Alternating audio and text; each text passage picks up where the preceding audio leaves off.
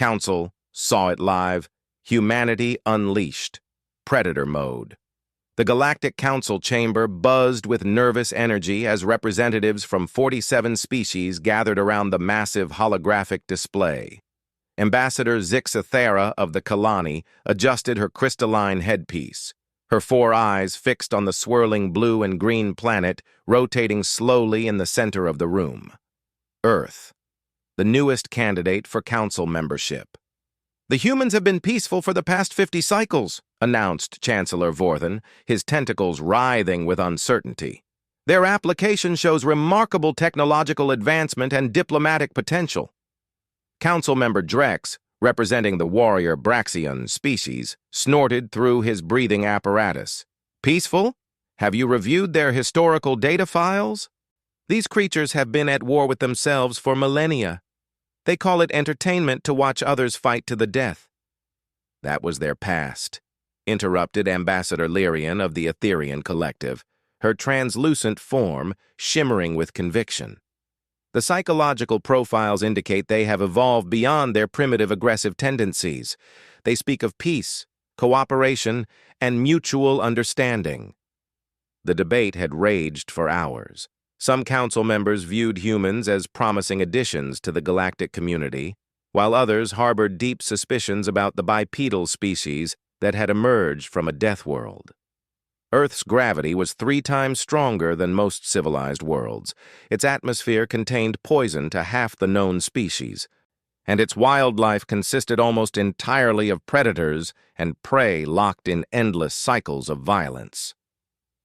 "Perhaps we should observe them in action," suggested Councillor Mefti, her snake-like head swaying thoughtfully. "The Xerion incident provides the perfect opportunity." The Xerion incident had become a nightmare for the galactic community. 3 months ago, the peaceful mining colony of Xerion Prime had been attacked by the Void Hunters, a savage species of insectoid raiders who emerged from the dark spaces between stars. The colony housed over 2 million beings from various species, mostly families of miners and their children. The Void Hunters had taken the entire population hostage, demanding the surrender of 12 inhabited systems in exchange for their lives. Their ships surrounded Xerion Prime like a deadly swarm, their bioweapons pointed at the civilian population below. Every attempt at negotiation had failed. The raiders seemed to feed on fear and desperation, drawing out the suffering of their captives. "The humans have offered to assist in the rescue operation," Chancellor Vorthen announced, his voice heavy with uncertainty. "They claim their military can resolve the situation with minimal civilian casualties." "Impossible," scoffed Drex. "Our combined fleets cannot penetrate their defenses without triggering a massacre. What could one young species possibly accomplish that we cannot?" Ambassador Zixathera leaned forward, her crystalline form refracting the light from the holographic display. "I propose we accept their offer and observe their methods. It will provide valuable insight into their true nature before we vote on their membership." The motion passed by a narrow margin. Within hours, a small human fleet had arrived at the edge of the Xerion system. The Council watched through long-range sensors as 3 sleek vessels approached the nightmare surrounding the mining colony. The lead ship, designated HSS Retribution, was unlike anything in the galactic database. Its hull was a matte black that seemed to absorb light rather than reflect it. Strange angular protrusions extended from its frame, giving it an predatory appearance that made several council members uncomfortable. "Incoming transmission from the human fleet," announced the communication officer, a nervous Pollux engineer whose mandibles clicked rapidly with anxiety. The main screen flickered to life, revealing a human male in a dark military uniform. His face was calm, but his eyes held an intensity that made the assembled aliens shift uncomfortably. This was Admiral Marcus Chen, commander of the Terran Special Operations Fleet. "Honorable council members," Chen began, his voice steady and professional, "we are prepared to begin the rescue operation. I must warn you that our methods may seem unconventional by galactic standards. I recommend you maintain a safe distance and observe from your current position. Chancellor Vorthin's tentacles writhed with concern. Admiral, our scans indicate over 3,000 Void Hunter vessels surrounding the colony. They have bioweapons trained on the civilian population. Any aggressive action will result in massive casualties. The human's expression didn't change, but something flickered behind his eyes. Understood, Chancellor. We have our own scans of the situation. The operation will commence in exactly 10 minutes. The transmission ended, leaving the council chamber in stunned silence. Several members began voicing protests about the reckless human plan, but Ambassador Zixthara called for silence. "Let us observe," she said quietly. "Perhaps we will learn something important about our potential new allies."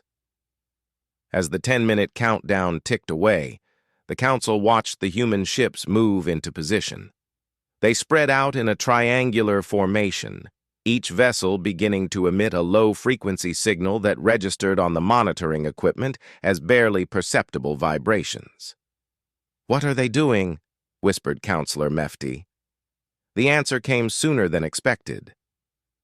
As the signal reached its peak intensity, every Void Hunter ship in the system suddenly went dark. Their bioluminescent hulls, which normally pulsed with sickly green light, flickered once and died completely. "Impossible," breathed Drex, his warrior instincts recognizing something profound happening. Their entire fleet just went offline simultaneously. The human ships began moving forward with predatory grace, their black hulls sliding through space like sharks through dark water. As they approached the first cluster of disabled Void Hunter vessels, the true nature of their technology became apparent. The strange protrusions on their hulls were not weapons in the traditional sense. They were neural disruptors, broadcasting a frequency that interfered with the Void Hunter's hive-mind communication network. Without their collective consciousness, the individual raiders had become confused and disoriented, unable to coordinate their response or execute their threat to the civilian population. But the humans weren't finished. As the council watched in growing amazement and horror, the human ships began systematically boarding the disabled Void Hunter vessels. What followed was unlike anything the civilized galaxy had ever witnessed. Through the sensor feeds, they could see human soldiers moving through the alien ships with ruthless efficiency. These weren't the peaceful diplomats who had submitted Earth's council application. These were predators in their natural element, moving with deadly purpose through the corridors of enemy ships. They wore advanced armor that seemed to shift and adapt to their environment, becoming nearly invisible in the shadows. The Void Hunters, despite their reputation as savage raiders, were helpless against the human assault. Where the aliens had expected civilized warfare with formal challenges and honorable combat, the humans brought something far more terrifying. Systematic, calculated violence executed with scientific precision. "By the ancient stars," whispered Ambassador Lyrian, her translucent form flickering with shock. "They're not just defeating the Void Hunters, they're hunting them." The operation continued for 2 hours. The council watched in stunned silence as the human forces methodically cleared ship after ship of enemy forces. Their tactics were unlike anything in the galactic military databases. They used the ship's own life support systems against their enemies, exploiting structural weaknesses with surgical precision. When resistance was encountered, the humans responded with overwhelming force, but never randomly or wastefully. Every action served a purpose. Every casualty brought them closer to their goal. They moved like a coordinated organism, each soldier knowing exactly where their teammates were and what they were doing. The most unsettling aspect was their apparent enjoyment of the hunt. Through intercepted communications, the Council could hear human soldiers coordinating their attacks with an enthusiasm that bordered on joy. They weren't just completing a mission, they were doing what they loved. As the last Void Hunter ship fell silent, Admiral Chen's face reappeared on the main screen. His uniform was still immaculate, his expression unchanged from hours before. "Colony secured," he reported matter-of-factly. "All civilian populations are safe and unharmed. Void Hunter fleet has been neutralized with 0 friendly casualties." The council chamber erupted in chaos. Representatives shouted questions and concerns while others demanded immediate emergency sessions to discuss what they had witnessed. But Ambassador Zix Thara remained silent, her 4 eyes reflecting the terrible understanding that had just dawned on the galactic community. They had invited predators to join their peaceful federation, and those predators had just demonstrated exactly why they were the apex species on their Death World home. The vote on humanity's council membership had just become far more complicated. Council saw it live. Humanity unleashed predator mode. The emergency session convened 12 hours after the Zirion rescue operation. The council chamber, normally a place of dignified debate, had transformed into something resembling a war room. Representatives huddled in species groups, their translators working overtime as heated discussions erupted in dozens of languages. Ambassador Zix Thara stood at the central podium, her crystalline form catching the harsh emergency lighting as she called for order. The rescue footage played on loop across multiple screens, showing human soldiers moving through Void Hunter ships like phantoms of death. "The floor recognizes Ambassador Krenth of the Sagittarian Union," she announced. The insectoid diplomat's wings buzzed with agitation as he rose from his delegation. "What we witnessed was not a rescue operation. It was a demonstration of predatory behavior that should terrify every civilized being in this chamber." Murmurs of agreement rippled through several delegations. Counselor Mefti's serpentine form coiled tighter around her speaking platform. The efficiency was remarkable, yes, but the methodology was barbaric. They enjoyed the violence. We heard them laughing during combat. "Because they were effective," interrupted a new voice from the human observation booth. The chamber fell silent as all eyes turned to the previously quiet section where human observers had been stationed. Dr. Sarah Okafor, the human xenopsychologist assigned to the diplomatic mission, stood slowly. She was a small woman by human standards, but her presence commanded attention in the vast chamber. "If I may address the council," she said, her voice calm but firm. Chancellor Vorthen's tentacles writhed nervously. "The humans are not yet members. They do not have speaking privileges." "Perhaps they should," suggested Ambassador Lyrian. "If we are to judge them, should we not hear their explanation?" The motion passed after several tense minutes of debate.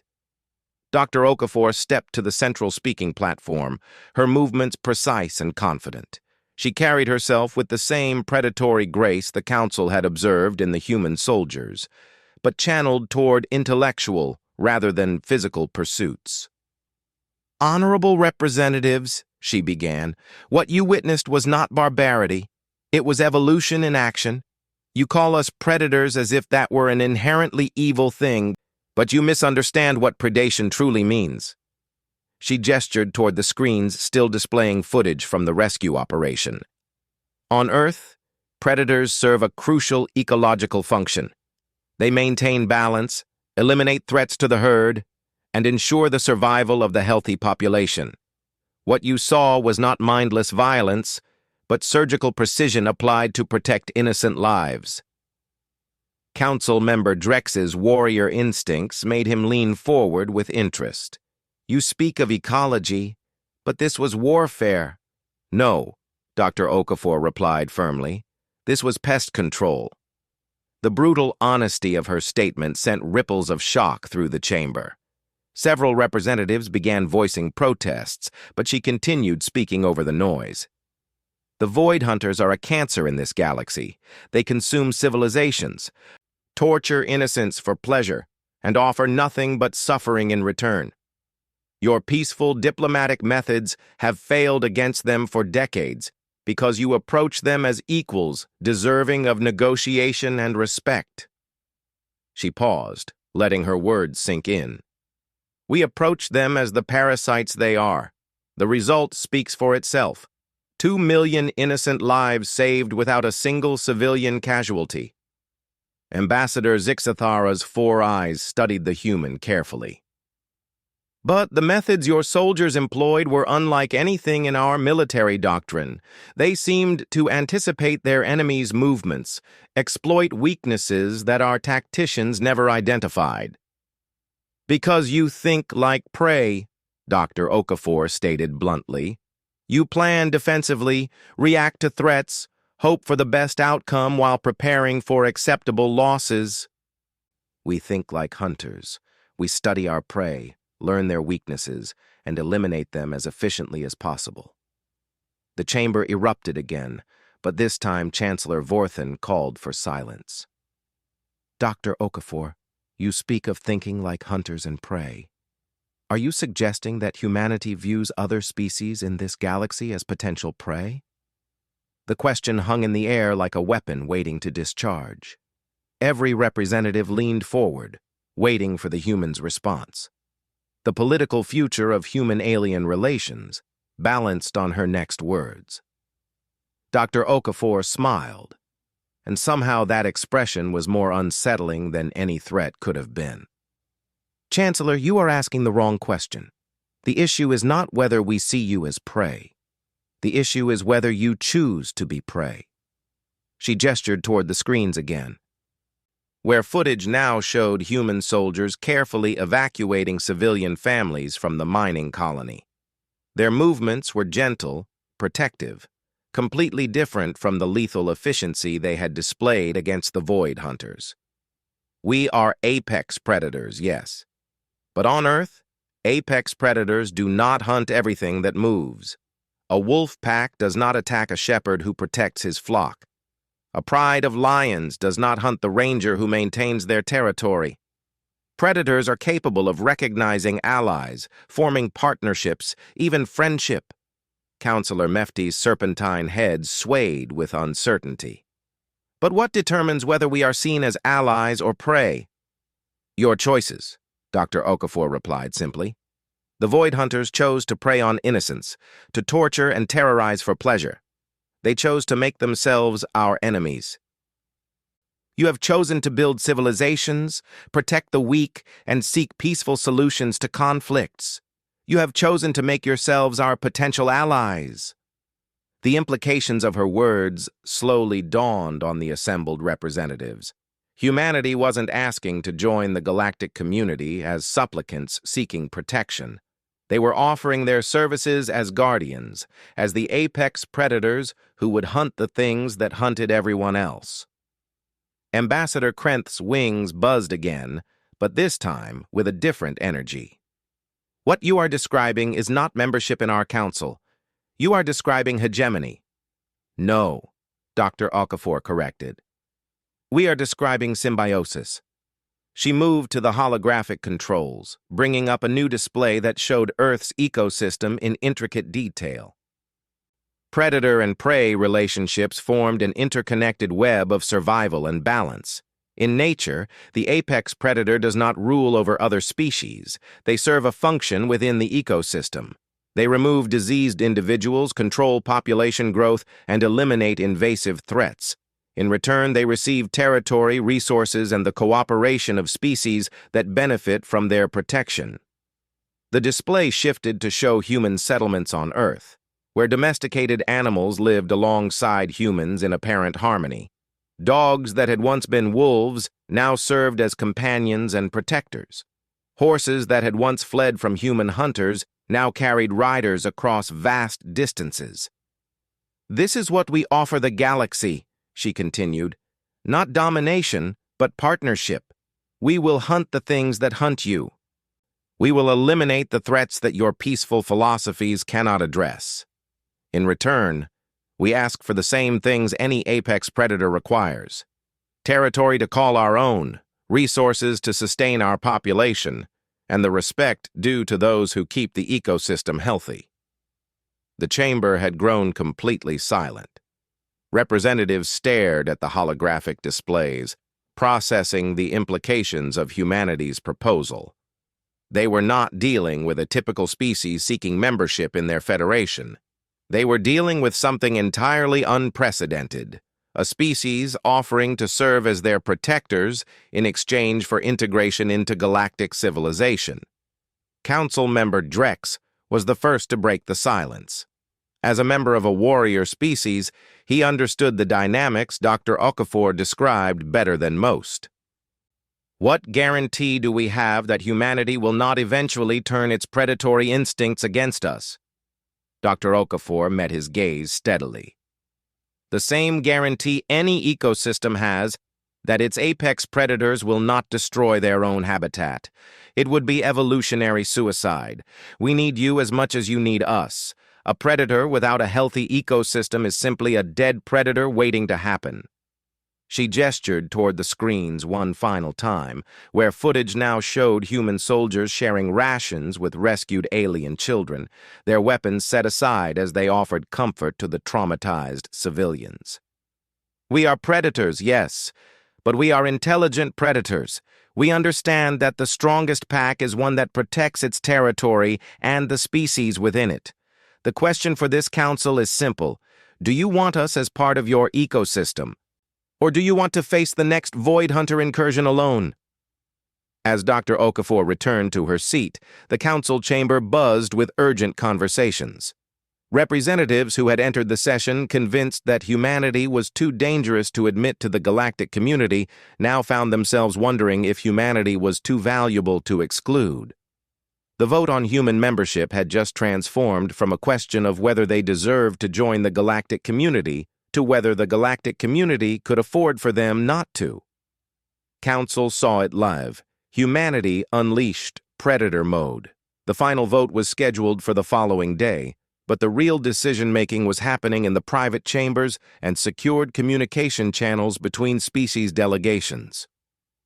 Ambassador Zixthara found herself at the center of a diplomatic storm unlike anything in her 3 centuries of service. The Kalani delegation had requested a private audience with Dr. Okafor, and now the two sat across from each other in the crystal-walled conference room deep within the station's diplomatic quarter.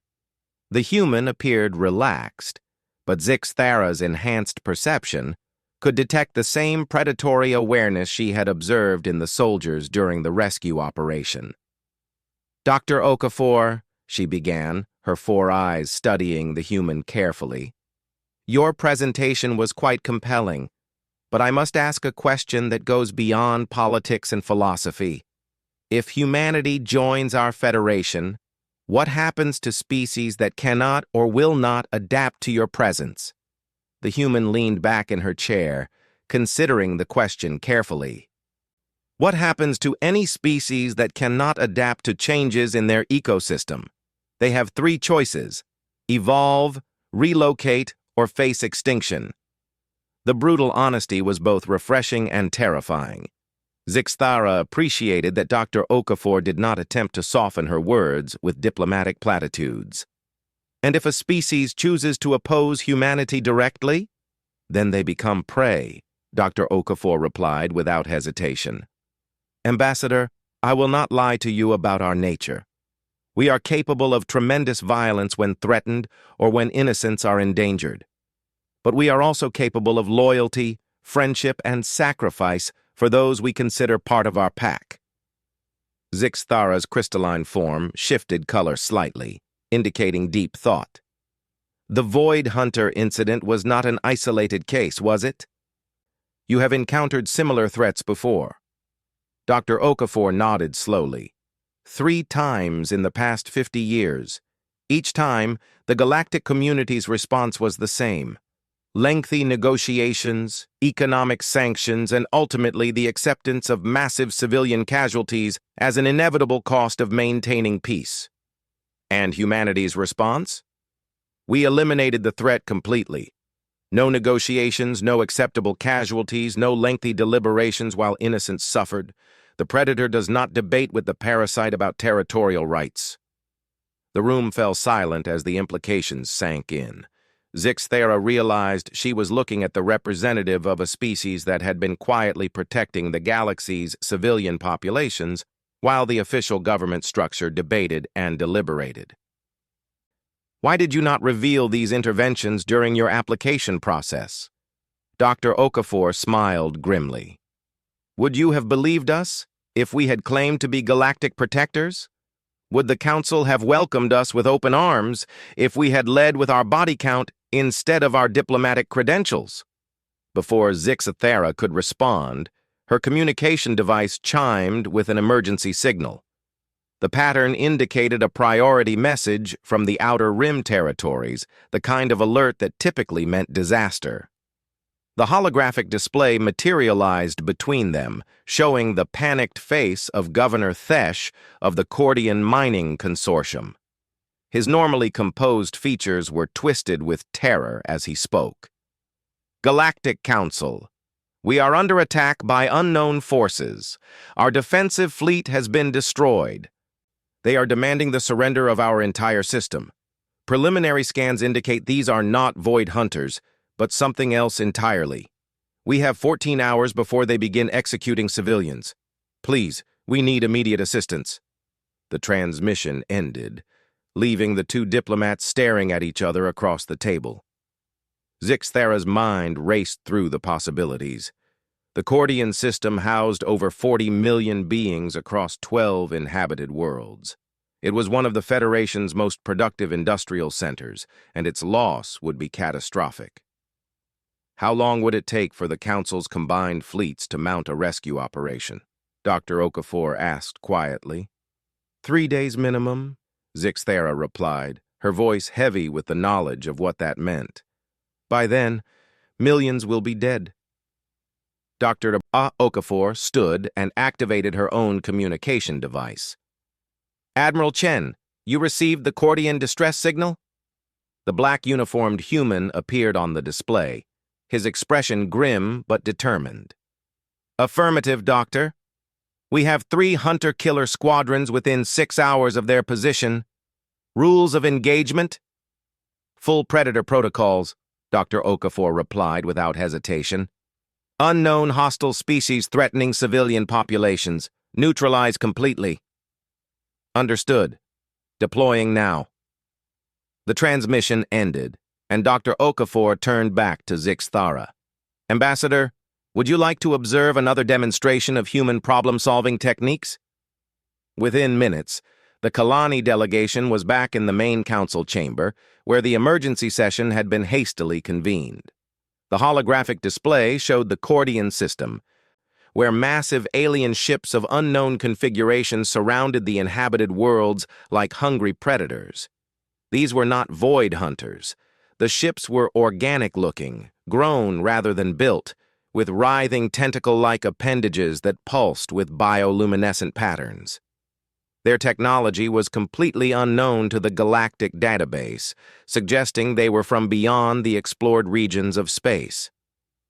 First contact protocols should be initiated, announced Chancellor Vorthen, his tentacles writhing with anxiety. We must attempt communication before considering military action. Chancellor, interrupted Ambassador Krenth, they have already killed millions and threatened to execute civilians. What is there to communicate about? Before the debate could escalate, new signals appeared on the edge of the Cordian system. 3 small human fleets, moving at velocities that should have been impossible for ships of their apparent size. How are they traveling so fast? Whispered Counselor Mefti. Dr. Okafor stood at the human observation platform. We never told you that our propulsion systems were standard galactic technology. Most of our innovations are classified pending Federation membership. The human fleets split into attack formations as they approached the alien vessels.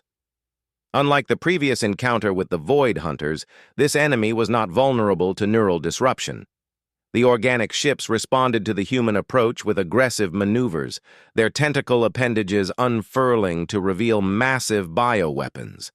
What followed was unlike anything the Council had ever witnessed. The unknown aliens possessed technology that seemed to blend organic engineering with energy manipulation, creating weapons that adapted and evolved in real time to counter defensive measures. But the humans adapted faster. Their ships moved like living creatures, using the three-dimensional nature of space combat in ways that defied conventional tactical thinking. They flowed around enemy positions like schools of fish, striking vital points before vanishing into the darkness between systems. The alien vessels, despite their advanced technology, could not match the humans' predatory instincts. Every movement, every tactical decision was designed to exploit weaknesses and create opportunities for the killing blow. "They are fighting an enemy with superior technology," observed Council Member Drex, his warrior training allowing him to analyze the battle despite its alien nature. "But they are winning." The engagement lasted 4 hours. When it was over, the organic alien fleet was completely destroyed, their bioships drifting lifeless in space. Not a single human vessel had been lost, and the civilian population remained unharmed. Admiral Chen's face appeared on the Council's communication screen, his expression as calm as if he had just completed a routine patrol. "Council, the threat to the Cordian system has been neutralized. Unknown hostile species eliminated with 0 civilian casualties. Their technology is completely alien to our databases, suggesting origin from outside known space. We are beginning debris analysis to determine their point of origin." Chancellor Vorthen's tentacles had gone completely still, a sign of profound shock in his species. "Admiral, how did you defeat an enemy with superior technology?" "Superior technology does not guarantee victory," Chen replied matter-of-factly. "Adaptability, aggression, and the willingness to accept risk in defense of innocent lives do." These aliens were powerful, but they were not predators. They relied on overwhelming force rather than tactical superiority. Against a true apex predator species, that approach is insufficient. The transmission ended, leaving the council chamber in stunned silence. In less than 24 hours, humanity had demonstrated their military capabilities against 2 completely different threats, achieving victories that the combined galactic fleet could not have managed. But more importantly, they had done so without being asked, without guarantee of reward, and without hesitation when civilian lives were at stake. Ambassador Zix Thara stood slowly, her crystalline form reflecting the light from the tactical displays, still showing the aftermath of the battle. When she spoke, her voice carried the weight of a decision that would reshape galactic civilization. "I call for an immediate vote on humanity's membership in the Galactic Council." The vote was unanimous, not because the council members had overcome their fear of humanity's predatory nature, but because they had finally understood that some predators exist not to threaten the flock, but to protect it from the wolves that hunt in the darkness between the stars. As the formal acceptance ceremony began, Dr. Okafor stood with her delegation, watching as humanity officially joined the galactic community. She understood that this was not an ending, but a beginning. The galaxy was about to learn what it meant to have apex predators as guardians, rather than threats. And in the deep spaces beyond known civilization, other hostile species would soon discover what happened when they chose to prey upon worlds protected by humans. The galaxy had gained its first truly effective immune system, and the age of unopposed predation upon innocent worlds was about to end.